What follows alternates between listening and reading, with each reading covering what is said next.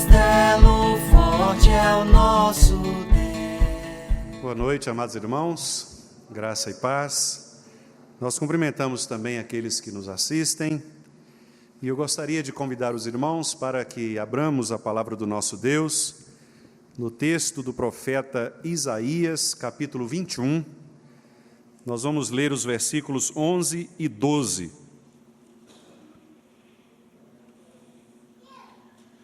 Isaías, capítulo 21,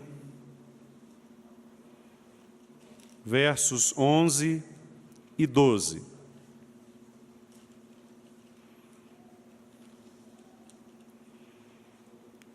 Com a ajuda da graça de Deus, nós vamos decifrar este enigma das Escrituras, uma profecia curta, mas de grande significado, não só para a época, como também para a nossa época. Leiamos juntos, irmãos, esses dois versículos da palavra do Senhor. Sentença contra Dumá. Gritam-me de Seir, guarda, a que hora estamos da noite? Guarda, a que horas? Respondeu o guarda, vem amanhã e também à noite. Se quereis perguntar, perguntai, voltai, vinde. Vamos orar. Querido Deus, nós te agradecemos pela porção da Tua palavra lida nessa hora. E nós precisamos, ó Deus, do Teu Santo Espírito para que possamos entendê-la do modo como o Senhor a revelou. Cuida, portanto, ó Pai, dos nossos corações, para que possamos compreender a verdade do Senhor de maneira cristalina e objetiva, para que saibamos o que fazer diante desta mensagem enigmática, mas ao mesmo tempo, ó Deus, tão reveladora acerca da salvação necessária na pessoa de Cristo Jesus. Dá-nos, portanto, entendimento nesta noite.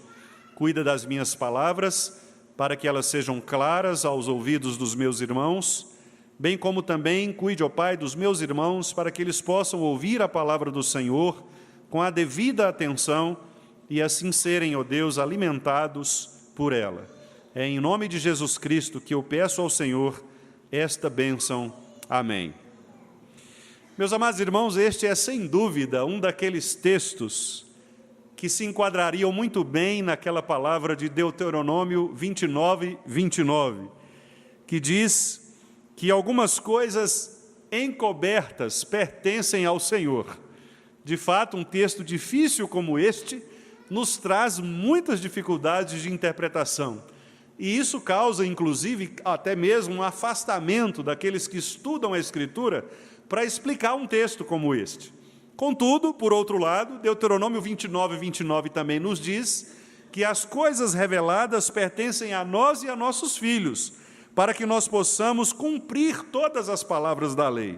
É por isso que nós cremos que se Deus revelou este enigma, esta palavra, Ele a revelou para nós, para que possamos conhecer um pouco mais a respeito dele mesmo, a respeito de nós, o seu povo, e principalmente a respeito de Jesus Cristo, nosso Senhor. Quem é o Senhor?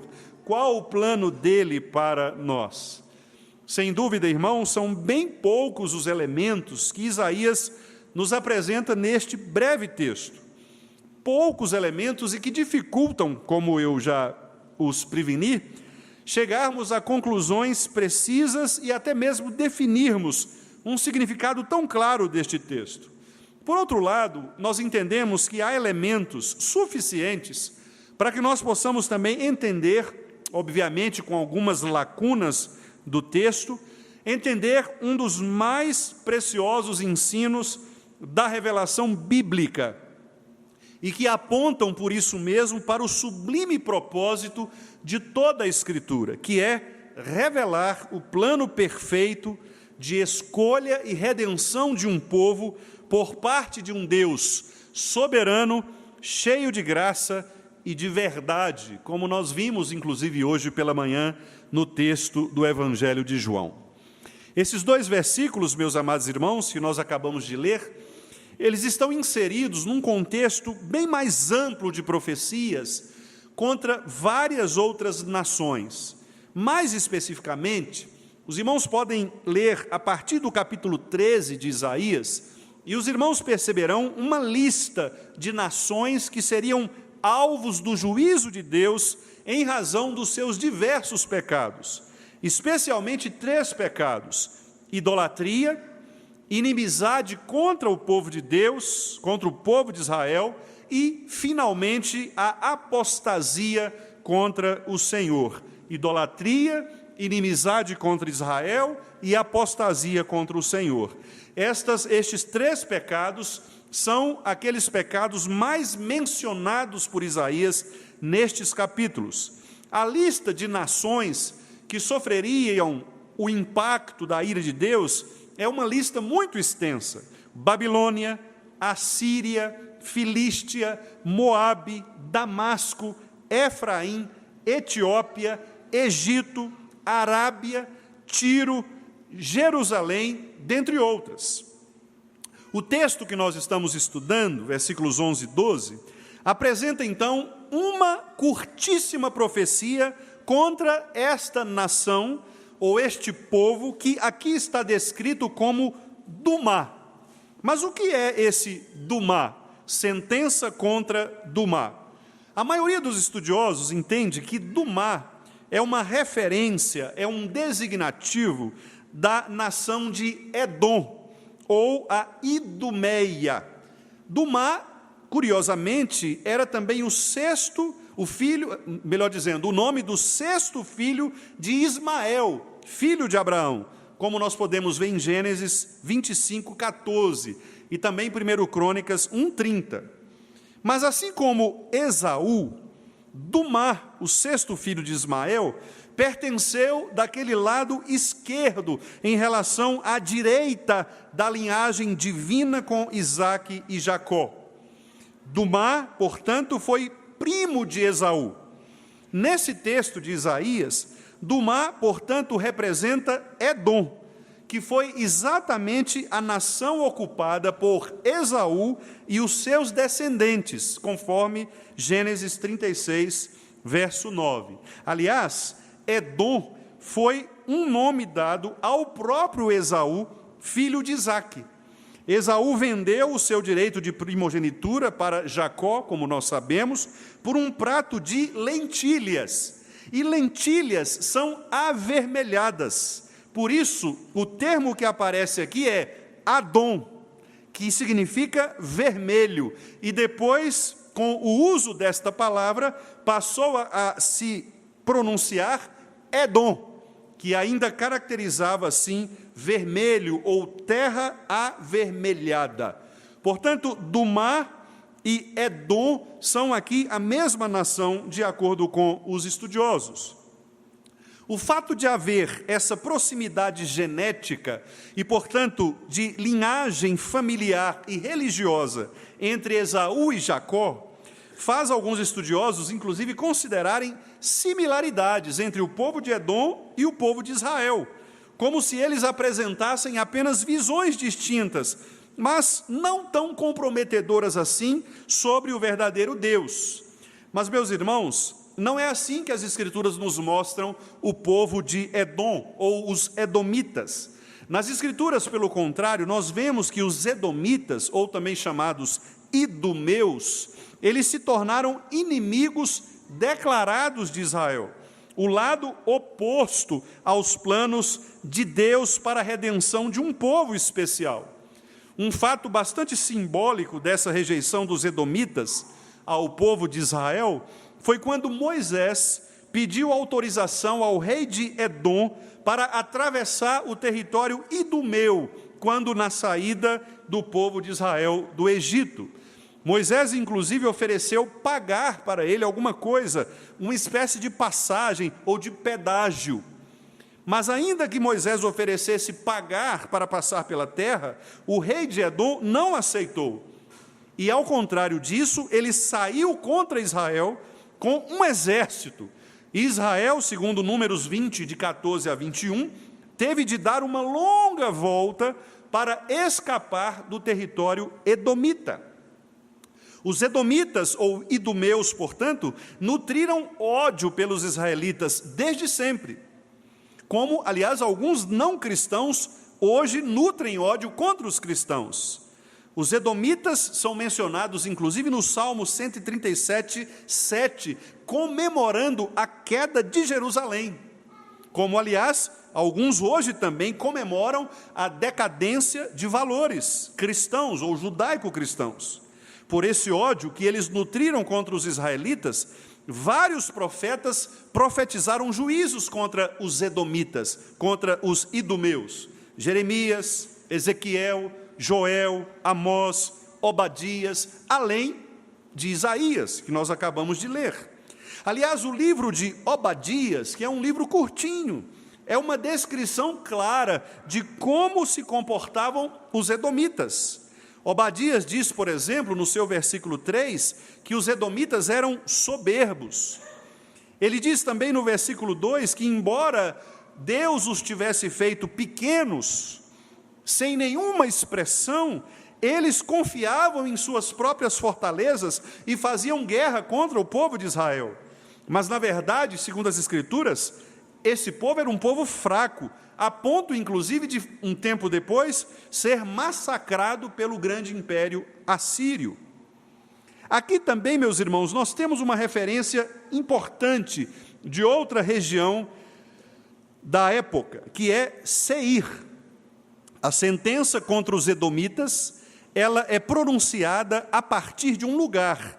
Diz o texto: gritam-me de Seir. O que é este Seir? Que lugar é este que aparece no texto? Nós cremos que Seir, aqui no texto, é uma referência ao ponto mais significativo de Edom. Foi no Monte Seir que Esaú construiu sua própria casa. Os irmãos podem conferir isso em Gênesis 36, 8, e também em Josué 24, 4. Portanto, esse lugar, Seir, representa o ponto mais alto no que se refere à importância desta terra, de Edom. É o lugar de onde as pessoas importantes falam. É uma espécie de palanque, uma guarita, um lugar elevado para que todos possam ver quem está falando, bem como também possam ouvir aquele que fala. De lá, deste lugar alto, do Monte Seir, no meio de Edom, símbolo da prepotência desse povo, alguém, nós não sabemos quem exatamente, aqui pode se referir a alguém de um posto importante que subia neste lugar para gritar, ou pode até mesmo ser um termo genérico para representar o povo. O verbo aqui, na forma como está, não nos indica quem chama, não nos dá o sujeito. O verbo está na terceira pessoa, portanto, o sujeito é indeterminado. Nós não conseguimos dizer quem está gritando. Mas o fato de alguém gritar implica duas coisas. Primeiro, certa distância, para que aqueles que estão longe possam ouvir. Segundo, uma urgência, porque alguém que grita é alguém que precisa alertar outra pessoa de alguma coisa, de um perigo. Este alguém, então, faz uma pergunta enigmática, dizendo: guarda, a que hora estamos da noite? Guarda, a que horas? Aqui, então, nós temos uma outra personagem que precisamos estudar. Quem é este guarda? Bom, o guarda, como todos nós sabemos, é aquela pessoa que sempre está a postos e atento, observando todos os movimentos do lado de fora. É aquele que se coloca no alto da montanha, num pedestal, para observar o que está acontecendo, especialmente olhando por onde os inimigos estão vindo atacar. O guarda tem uma visão privilegiada. Ele conhece os eventos, ele é treinado para socorrer o povo num momento de guerra, é aquele que recebe as instruções e as executa. Ele é responsável por gritar e anunciar aos demais a chegada de alguma ameaça, e por isso o guarda não pode dormir. Você jamais contrataria um vigilante, um guarda, para cuidar da sua casa ou da sua empresa que dormisse no serviço. Um guarda não dorme. O guarda está sempre alerta. Por isso o Salmo 121 nos diz de um Deus, de um guarda, que não cochila nem dorme. Esse guarda está atento em todo o tempo. Esse guarda do Salmo 121, ele guarda a saída de Israel do Egito e a entrada de Israel na terra prometida. Em todo o percurso, ele está alerta. Aqui nesse texto, nós podemos até comparar o próprio profeta Isaías com este guarda. O profeta, como profeta de Deus, é aquele que está pronto para gritar, anunciar os próximos eventos. Ele está sempre atento, meus irmãos, e em contato com o Deus da revelação, com os bastidores, para ter aquelas informações precisas, privilegiadas, para assim ser o primeiro a anunciar o povo em caso de perigo. Ele é o profeta de Deus, fala as palavras certas, nos momentos certos, a partir da origem certa, que é Deus. Esse alguém, que nós não sabemos quem, perguntou a este guarda, a este profeta, 2 vezes: quanto tempo falta para acabar a noite? A que horas estamos da noite? Quanto tempo falta para o sol raiar? É óbvio, meus amados irmãos, que a preocupação de quem perguntou se repousa, ao menos num aspecto, na escuridão da noite.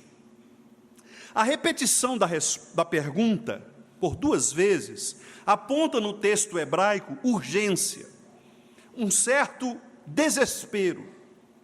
A noite representa ameaças, como nós sabemos. Ninguém sai de casa tão confortavelmente à noite como sai pela manhã, porque a noite revela medos, temores, violências. Geralmente assassinos, ladrões saem à noite para cometer os seus crimes. Muitas vezes tramas diabólicas são realizadas à noite, nas sombras, na escuridão. Davi, inclusive no Salmo 36, verso 4, diz que os ímpios tramam no seu leito a perversidade à noite. No Salmo 30, verso 5, a noite simboliza trevas, tristeza, desesperança, depressão. Na depressão, aliás, o que se vê não é a luz, mas a escuridão, a noite. Uma pessoa deprimida, em estágio avançado, ela deseja a escuridão, a ausência, a morte, a noite. Ela não quer ver a luz, ela não deseja a claridade, mas ela quer se esconder. A noite também, meus amados irmãos, nas Escrituras, representa o próprio pecado, o desconhecimento de Deus, a destruição espiritual e, finalmente, a apostasia. Paulo escreveu aos Tessalonicenses o seguinte: irmãos, acerca dos tempos e das estações, não necessitais de que se vos escreva, porque vós mesmos sabeis muito bem que o dia do Senhor virá como um ladrão de noite, pois que quando disserem a paz e segurança, então lhes sobrevirá repentina destruição, como as dores de parto àquela que está grávida. De modo nenhum escaparão. Mas vós, irmãos, já não estáis em trevas, para que aquele dia vos surpreenda como um ladrão, porque todos vós sois filhos da luz, filhos do dia. Nós não somos da noite, nem das trevas. Não durmamos, pois, como os demais, mas vigiemos, sejamos sóbrios, porque os que dormem, dormem de noite, e os que se embebedam, embebedam-se de noite. Palavras do apóstolo Paulo. A noite, portanto, revela este enigma de escuridão, de tristeza, de morte. E então, diante da pergunta, guarda, que horas nós estamos? Quanto tempo falta para acabar a noite? Surge, meus amados irmãos, para esta pergunta, uma resposta que aponta profeticamente para aquilo que acontecerá no futuro. E, curiosamente, não apenas para os edomitas, naquele contexto imediato, mas nós entendemos que até para todas as demais pessoas e as outras nações, inclusive nós, que hoje lemos esta profecia que foi escrita há quase 700 anos antes de Cristo. A resposta é a genuína mensagem do texto. A mensagem do texto é a resposta do profeta. O guarda responde: logo chegará o dia, mas a noite também vem. Se vocês quiserem perguntar de novo, voltem, perguntem. No texto da Revista Atualizada diz: vem amanhã e também à noite. Se quereis perguntar, perguntai. Voltai, vinde. O que nós podemos então aprender desta enigmática resposta? Meus amados irmãos, eu entendo que aqui nós temos pelo menos 3 instruções nesta única frase. A primeira instrução é: amanhã vem. Vem amanhã. O dia logo chegará.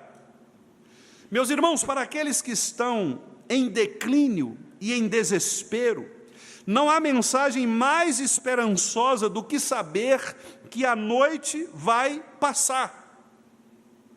Imagine alguém perdido numa mata escura e que precisa suportar a escuridão, os sons assustadores da noite. Pense em como esta pessoa sonha a cada segundo com a luz do dia.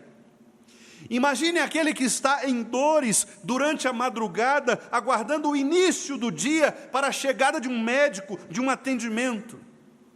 Imagine aquele que está num cativeiro, como aqueles caminhoneiros que são sequestrados pela madrugada e que muitas vezes ninguém sabe do paradeiro deles. O terror e a contagem de segundos para que o dia nasça e assim eles sejam salvos. A luz do dia, portanto, sugere que a dor passará. A dor cessará, o choro será estancado para sempre, o sol virá de novo, e é claro que o sol virá de novo. A mensagem, portanto, do profeta é: o tempo está próximo, o sol virá, a luz iluminará novamente as trevas, e essa, meus amados irmãos, é exatamente a mensagem do Natal. O profeta Isaías aqui está antecipando, prenunciando a chegada da luz. Contudo, não haverá mais escuridão para os que estavam aflitos. No passado, Deus humilhou a terra de Zebulon, de Naftali, mas no futuro honrará a Galileia dos gentios, o caminho do mar junto ao Jordão. O povo que caminhava em trevas viu grande luz, como nós lemos. Sobre os que viviam na terra da sombra da morte, raiou a luz. Nós lemos aqui Isaías 9, versículos 1 e 2. Esse texto, aliás, é citado também em Mateus, capítulo 4, verso 16, logo depois da tentação de Jesus, quando, ao vencer a escuridão da tentação, o nosso Senhor passou a pregar e dizer: arrependei-vos, porque está próximo o reino dos céus. A luz vence a escuridão, o dia virá após a angustiosa noite. A luz do mundo, portanto, veio para irradiar o brilho da glória de Deus. Esse Deus que, segundo Hebreus 1:3, é o resplendor do ser do Pai. Jesus Cristo, meus amados irmãos, é chamado na Bíblia de sol da justiça, estrela da manhã, luz do mundo. Em Malaquias capítulo 4, versos 1 e 2, nós lemos: pois certamente vem o dia, ardente como uma fornalha, todos os arrogantes, todos os malfeitores serão como palha. E aquele dia que está chegando ateará fogo neles, diz o Senhor dos Exércitos, nem raiz, nem galho algum sobrará. Mas para vocês, diz o texto, que reverenciaram o meu nome, o sol da justiça se levantará, trazendo cura em suas asas. Em Apocalipse 22:16, nós lemos: eu, Jesus, enviei o meu anjo para dar a vocês este testemunho concernente às igrejas. Eu sou a raiz, o descendente de Davi, a resplandecente estrela da manhã. Em João 1, 4 e 5 nós lemos: nele estava a vida, e esta vida era a luz dos homens. A luz brilha nas trevas, e as trevas não derrotaram a luz. O dia chegará, meus amados irmãos, para os edomitas, disse o profeta. A noite aqui representava o intenso domínio da Assíria sobre eles. O dia chegaria em que a Assíria seria derrotada. Portanto, os edomitas teriam uma relativa paz por um tempo, mas, profeticamente, o dia mais significativo, ou os últimos dias, como nós lemos nas Escrituras, aponta para a chegada do verdadeiro Rei do mundo, Jesus Cristo, o Senhor. A luz volta a brilhar, as névoas se dissiparam, a noite se foi, aquele inverno gelado começou a derreter e as flores começaram a brotar. A primavera cristã, o dia chega, o Natal se estabelece. E Jesus Cristo então tornou-se carne, viveu entre nós, cheio de graça, de verdade, nele nós vimos a glória do Pai. Mas, meus amados irmãos, a chegada desse grande dia traz consigo também outra mensagem, a segunda mensagem profética. O profeta diz que ao dia também se sucederá a noite. Repare o que o texto diz: vem amanhã e também a noite. O que quer dizer isso? Naquele contexto imediato, significava que os edomitas escapariam da escravidão da Assíria, mas, meus amados irmãos, em razão da desobediência, cairiam de novo na terrível perseguição e opressão agora pelos babilônicos. Vocês ficarão livres da Assíria, vem amanhã, mas vocês serão oprimidos pela Babilônia, a noite vem. A Babilônia, nas Escrituras, foi aquele lugar para onde o povo de Deus foi levado quando Jerusalém foi saqueada em 587 a.C. Aliás, foi nessa majestosa cidade que Daniel resolveu não se contaminar com as finas iguarias do rei. Foi nessa cidade que os pagãos pediram ao povo que lhes cantassem canções para alegrarem os seus corações, conforme o Salmo 137. A Babilônia, terra dos prazeres, cidade dos homens, é apresentada no Apocalipse como o terceiro grande auxiliar do dragão, juntamente com a besta do mar e a besta da terra. A Babilônia, no Apocalipse, exerce o poder da influência maligna do pecado, com o objetivo de desviar os filhos da luz e de prender os ímpios em seus pecados. Em um contexto, meus irmãos, mais amplo, vem amanhã e também a noite, significa que aqueles que crerem na luz, verão a luz, mas aqueles que rejeitarem a luz, quando ela chegar, estes permanecerão na noite, nas trevas, na mais profunda escuridão. Essa é a segunda mensagem do profeta. Logo o dia chegará, mas a noite também. Se o dia de glória e luz traz esperança, ela pode se desvanecer, meus irmãos, na escuridão das trevas, caso alguém não perceba o brilho dessa luz. Os edomitas aqui teriam a chance de se arrepender enquanto houvesse dia. Enquanto eles estavam livres do poder da Assíria, eles poderiam se voltar para Deus. Caso eles não se arrependessem, a noite seria uma triste realidade de suas vidas futuras. A Babilônia os oprimiria de novo. Curiosamente, irmãos, a palavra dumá também significa, além daquilo que eu disse, silêncio, quietude, tranquilidade. Mas é um tipo de silêncio e de tranquilidade que representa algo negativo, ou seja, uma sonolência, uma negligência, uma passividade, eram pessoas preguiçosas, sonolentas, para perceberem a profecia do Senhor, para perceberem a urgência do chamado de Deus. A palavra do Senhor diz que Jesus Cristo veio ao mundo para ser luz do mundo, mas João nos diz, meus irmãos, que o Verbo estava no mundo, o mundo foi feito por intermédio dele, mas o mundo não o conheceu. João diz que Jesus Cristo veio para o seu povo, mas o seu povo não o recebeu. Significa que a luz estava presente com eles. Jesus Cristo se tornou homem, o dia chegou, mas muitas pessoas preferiram não reconhecê-lo. Muitos preferem, meus amados irmãos, permanecer nas trevas. Outros preferem olhar para brilhos falsos, reflexos da verdadeira luz, que aparecem aqui, ali, por meio das falsas religiões, por meio das pregações falsas, por meio daquela pregação de autoajuda, que muitas pessoas aplaudem, pastores que ficam anos e anos cultivando a popularidade das igrejas, mas que são falhos diante de Deus e não pregam a verdadeira palavra, não se aprofundam. Pessoas que ficam tateando, como Paulo disse em Atos 17, tateando a luz, mas que não se chegam para a luz.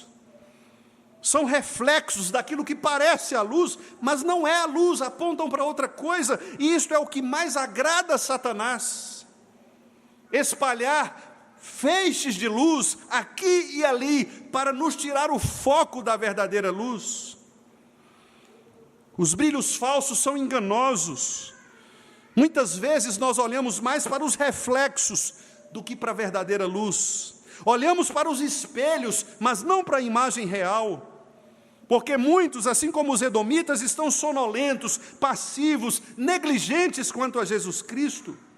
O mundo, meus amados irmãos, comemora o Natal, mas o mundo se fixa nas luzes que desviam o foco da verdadeira luz.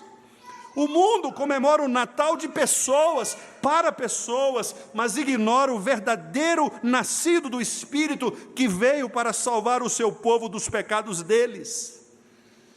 A verdadeira luz é Jesus Cristo, ninguém mais, nada mais. A verdadeira luz não é Maria, embora ela tenha sido bem-aventurada por ser a mãe humana de Jesus, mas nem ela própria, meus amados irmãos, arrogou para si a glória de Jesus Cristo.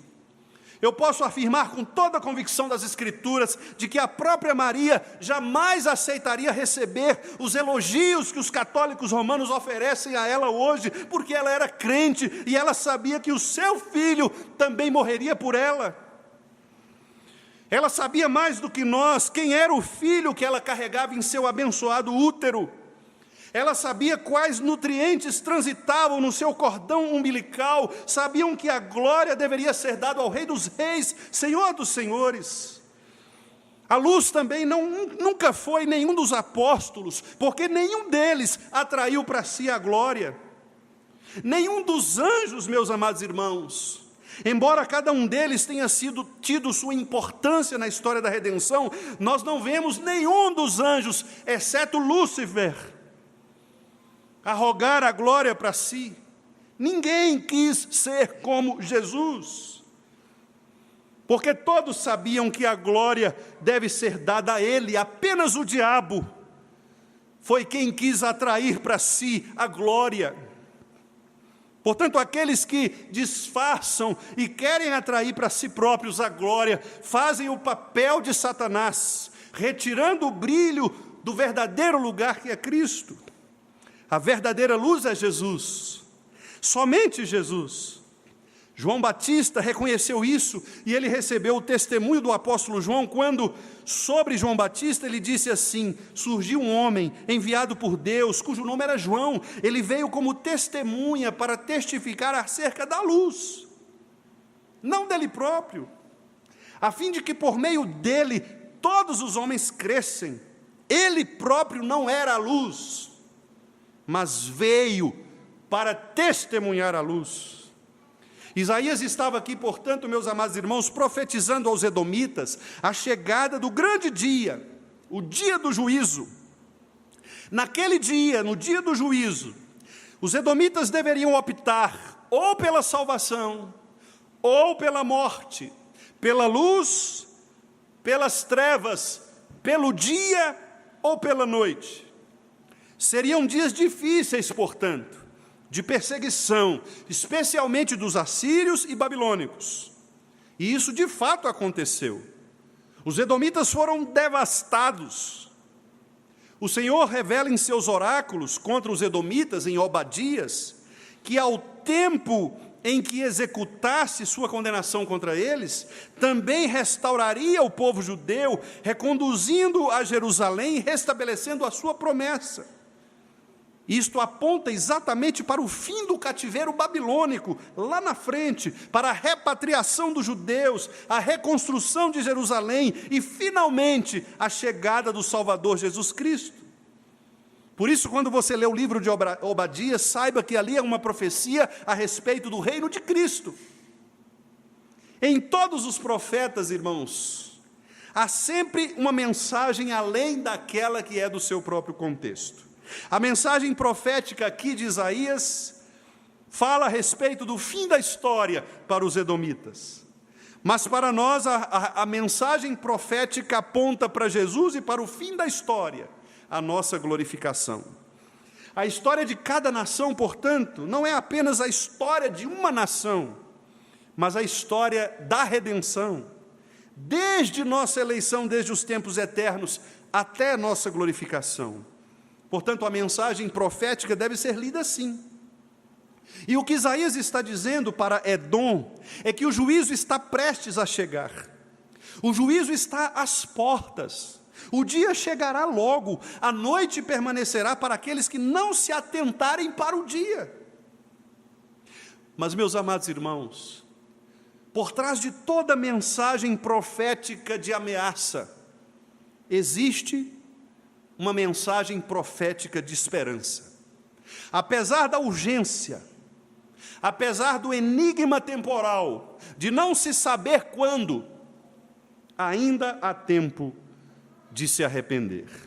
E é exatamente esta a terceira mensagem do profeta nesse texto.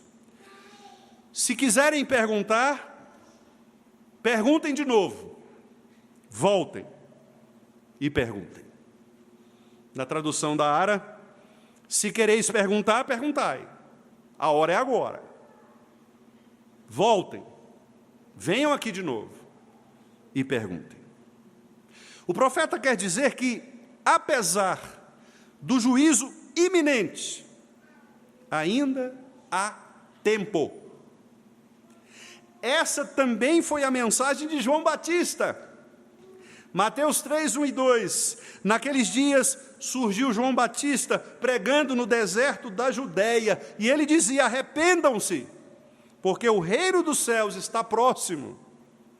Esse, meus amados irmãos, é o maior significado do Natal, é a mensagem de esperança.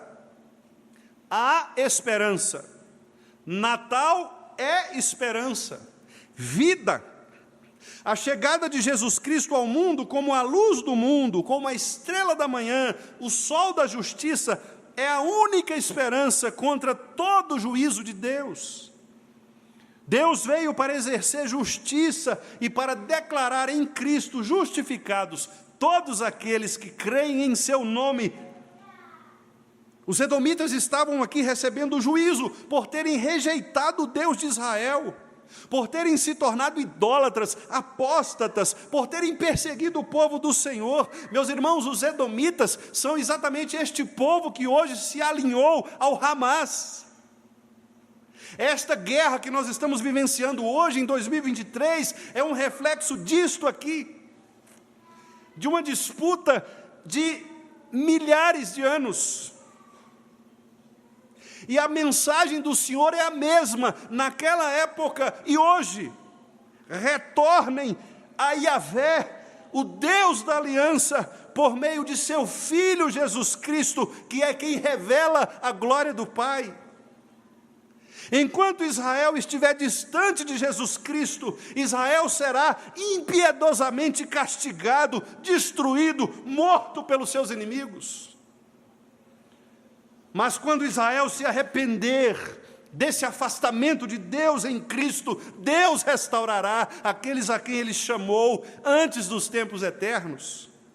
Portanto, aqui nós temos a linda mensagem do Natal: o dia chegou. O Rei está entre nós, Emanuel, Deus conosco. Ele veio para salvar o seu povo dos pecados deles. Ainda há tempo de se arrepender, de aceitá-lo de todo o coração. Há esperança. Fora de Jesus Cristo, ao contrário, não há salvação, não há vida. Fora dele existe apenas juízo, condenação, morte, tristeza, dor, choro, luto, depressão, escuridão. Em Cristo nós temos a vida, vida em abundância. Mas é óbvio, meus amados irmãos, que assim como no dia dos edomitas, assim também é hoje. Os ímpios rejeitam a história do Natal. O afamado antropólogo Claude Lévi-Strauss, num belíssimo livro que é O Suplício de Papai Noel, aponta a rejeição à ideia do Natal acontecida na França, em 1951, quando houve na França uma violência pública entre cristãos e não cristãos, mostrando ali o início de uma rejeição ao cristianismo. O pastor Tim Keller, em seu livro O Natal Escondido, afirmou que para muitos cristãos é impossível não notar que mais e mais festividades públicas em torno do Natal evitam de propósito as referências às origens cristãs. O feriado, diz o pastor Tim Keller, é promovido como tempo para a família, tempo para presentes, tempo para a paz no mundo, mas não é um tempo de se pensar em Cristo como Salvador do mundo. Mas, por outro lado, meus amados irmãos, apesar desta rejeição impiedosa a Cristo, o Natal também é um momento no qual toda a humanidade ocidental se volta para pensar a respeito disso, do nascimento de Jesus, ainda que com intenções equivocadas, é verdade. Mas nós cristãos não podemos nos abster de anunciar a mensagem bíblica de que a verdadeira luz veio ao mundo. E esta luz, meus amados irmãos, serve para iluminar todo o homem. O sol da justiça veio. O sol da justiça brilha sobre nós. Nós precisamos vê-lo. Há tempo, portanto, para considerarmos esta proposta como única para a salvação de nossas almas. Quanto tempo falta para acabar a noite? Para nós, os crentes, a noite já acabou, porque a luz veio. Mas também pode significar trevas para aqueles que não olham para a luz. Mas se você ainda estiver aqui me ouvindo, seja presencialmente, seja no nosso vídeo, se ainda você quiser perguntar acerca de Jesus Cristo, pergunte, volte, há tempo ainda, volte e pergunte. Eu posso falar com você sobre quem é Jesus, sobre a sua gloriosa história de salvação, sobre a preservação de um povo santo e amado. Isaías escreveu isso há mais de 740 anos antes de Cristo. Jesus viveu neste mundo há mais ou menos 2020 anos. Ainda assim, há tempo. Nós não sabemos quando será o glorioso dia do Senhor, mas nesse dia, com certeza, haverá juízo sobre todos. Para alguns será luz, para outros a noite virá de novo. Não haverá mais chances, será final decisivo. Para aqueles que creem em Cristo, será um Natal glorioso. O inverno passará. O rei voltará. O leão da tribo de Judá rugirá novamente. Será o dia de vitória, da chegada triunfal do rei.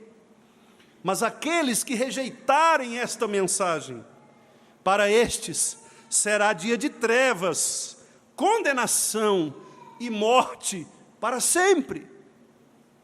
Portanto, o Natal convida todos vocês, meus amados irmãos, convida a mim, convida a você que me ouve, a repensar sobre quem é Jesus, a repensar se você de fato está com o Senhor, se você de fato confia nesta maravilhosa graça que lhe deu vida em abundância, para que você não seja enganado pelo seu próprio coração, desviado pelos reflexos de diversas luzes que o mundo proporciona, pela falsidade das religiões, pelo engano da sua alma, mas verdadeiramente Cristo como sendo o seu alicerce, o Espírito como sendo o seu penhor, porque Ele veio para ser isto em nós, o nosso Senhor, o nosso Salvador,